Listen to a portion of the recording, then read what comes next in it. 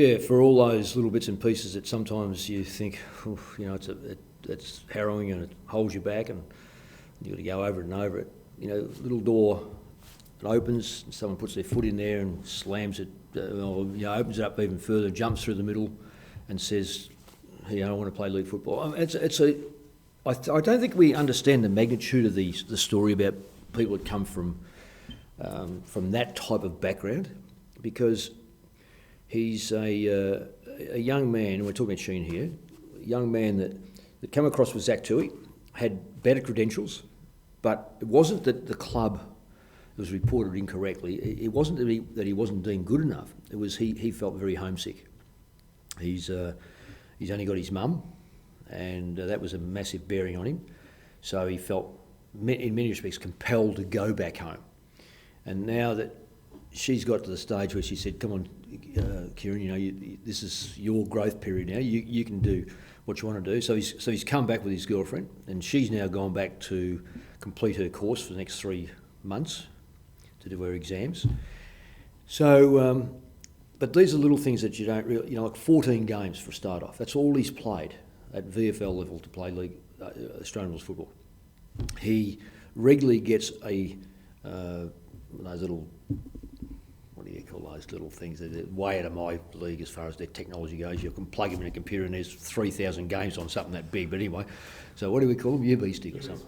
USB stick. Jeez, I don't know. Whatever they are. Anyway, so I'm right up with technology, and so I still can't work out where the cyberspace is. But anyway, so he will watch one of those games per week. He just takes up there and watches someone else's game, on top of the fact of his own footage and the footage of senior players at our own football clubs. So it's not as if it's just one game. So the focus and his concentration to want to be a league footballer is fantastic. Now, he's only had one game. Now, how he goes this week, this will be a great test for him, because I think the players last week were relatively young that he played on, whereas Geelong, vastly experienced, very, very good football side. And it'll be a new challenge for him.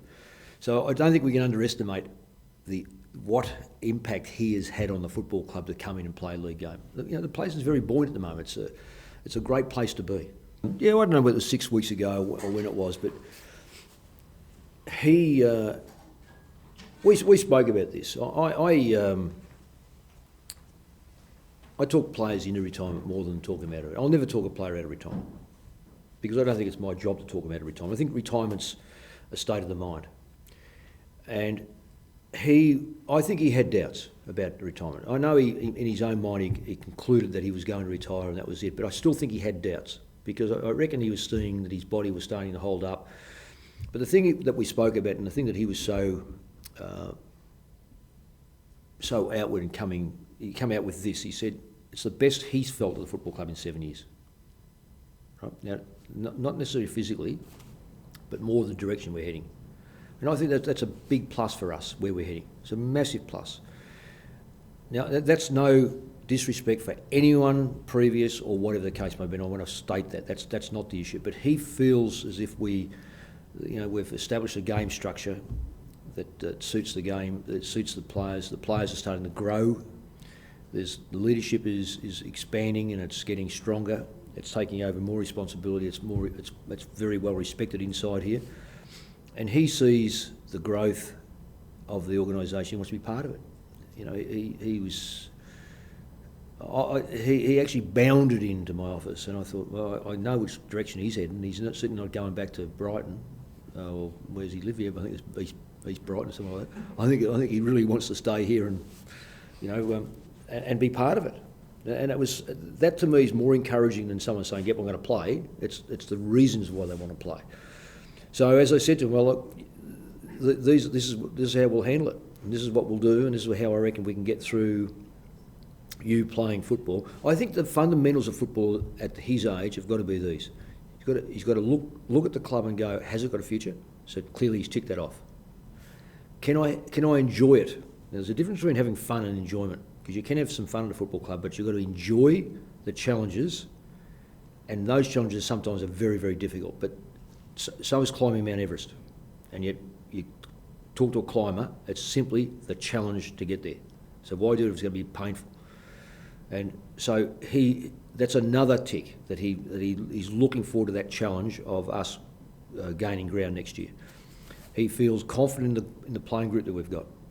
Feels very confident that this group can actually get us going for next year. So a lot of positives, no negatives out of it. No, it's not. That's not a motivating factor. No, to win the game. No, the revenge is never. I don't think you gain anything from revenge, and I think the way what you do is you look at. I have a history sheet or history book of that game, and I'll go back over and find out what we did right and what we did wrong. The sides changed considerably. You know, we would be changing the side 7 or 8 players, I think it is. So it's not even the same side. They won't change their side dramatically. We've just been unfortunate with a few blokes that aren't available. That opens up the door for someone else. So we want to be massively competitive, and that's one of the things that I thought we crossed the Rubicon some weeks ago, and it looked as though we had. Then we went, but we didn't. But I really think that was maybe a false dawn. I reckon we really have crossed the Rubicon, and I feel very confident in saying that we're probably a better side than we played Geelong last time. Will it get us a win? I mean, you can't predict that. You can't even say that. And Geelong are a top 4 side, so the result is not. It's not a matter about the win-loss. It's more about how we are structured and what are we doing, and are we growing within the group. So we can't afford to go back to go forward here. What we're doing is we're looking at going forward from here. And that, as I said a few weeks ago, I thought we crossed a certain point, which we're all very aware of. Certainly they've got confidence in their own ability, but we're not attacking it like that, Bruce. It's not a matter of, well, you know, we're angry that we lost last time. No, it's not. It's a matter of playing the role, doing your job within the group. And that's been the basic thing of my coaching here, and it's really starting to be cemented in, is that we have a role to play the role, and the results will look after themselves. But we've got to play that role longer than what we have done. So if you took the Geelong game, there was, we could, you know, I could go and say, well, the umpiring decision, the centre bounce that floated almost to the wing and all this sort of stuff. But at the end of the day, we had control of the game and we gave it up. Fremantle, we had control of the game, we gave it up. 2 top sides. We will be better when we don't give those leads up. No, that's the way. No, I'm surprised that most other players don't do that as well. Some sign inside, some sign outside. We're not Maverick. Yes, he'll come back this weekend. The significance of that is not so much that will he play senior football this year. I hope he does. It's more the point for him to know going into a summer pre-season, I have actually endured through a couple of games, in hopefully 3 games, got through. Therefore, my confidence now is not the worry, can I get through round 1 next year? I've done it, now I look forward to round 1. I don't want any doubts in his mind. We haven't rushed him. In fact, we've delayed him, but it's been by design to give him a taste of football. So that he feels like a senior footballer in the off-season? So he feels like he's actually, he doesn't have to tick the box of, can I play?